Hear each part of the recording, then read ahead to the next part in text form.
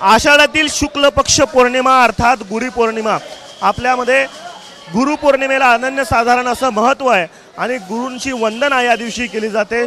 मी सध्या अक्कलकोटच्या श्री स्वामी समर्थ मंदिरामध्ये आहे आणि स्वामी महाराजांचं हे पहिलं रूप एबीपी माझाच्या माध्यमातून आपण राज्यभरातल्या प्रेक्षकांना दाखवत आहे। खरं तर केवळ महाराष्ट्रच नाही, कर्नाटक, आंध्र प्रदेश अशा वेगवेगळ्या राज्यातून लाखो भाविक जे आहेत ते अक्कलकोट नगरीमध्ये दाखल झालेली आहे। भक्तांनी अक्कलकोट नगरी दुमदुमून गेलेली आहे आणि भक्तांची मांदियाळी जी आहे ती अगदी पहाटेपासूनच आपल्याला पाहायला मिळते। खरं तर दरवर्षी लाखो भाविक अक्कलकोटमध्ये येत असतात, त्यामुळं गुरुपौर्णिमेला यंदा रात्री 2 वाजताच मंदिर खुलं करण्यात आलेलं आहे आणि त्यानंतर मंदिरामध्ये भाविकांची ही मोठी गर्दी जी आहे ती आपल्याला पाहायला मिळते।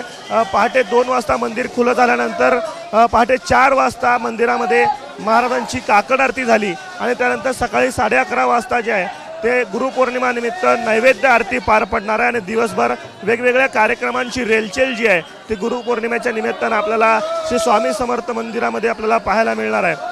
तर दरवर्षी स्वामींच्या दर्शनासाठी राज्यभरातून भाविक जे आहेत ते अक्कलकोटमध्ये येत असतात। यंदाच्या वर्षी देखील तीच गर्दी आपल्याला पाहायला मिळते। खरं तर मंदिर समितीनं दरवर्षीची गर्दी पाहता वेगवेगळ्या उपाययोजना ज्या आहेत यावेळेस केलेल्या आहेत। महिलांसाठी वेगळी दर्शन रांग आणि पुरुषांसाठी दर्शन रांग वेगळी जी आहे ती केल्यामुळं कुठेही धक्काबुक्की होऊ नये याची खबरदारी जी आहे ती या ठिकाणी घेतली जाते।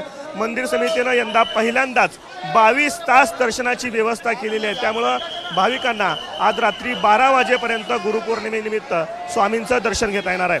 कॅमेरा पर्सन युग अग्निसा, आफताब शेख, एबीपी माझा, सोलापूर। एबीपी माझा, उघडा डोळे बघा नीट।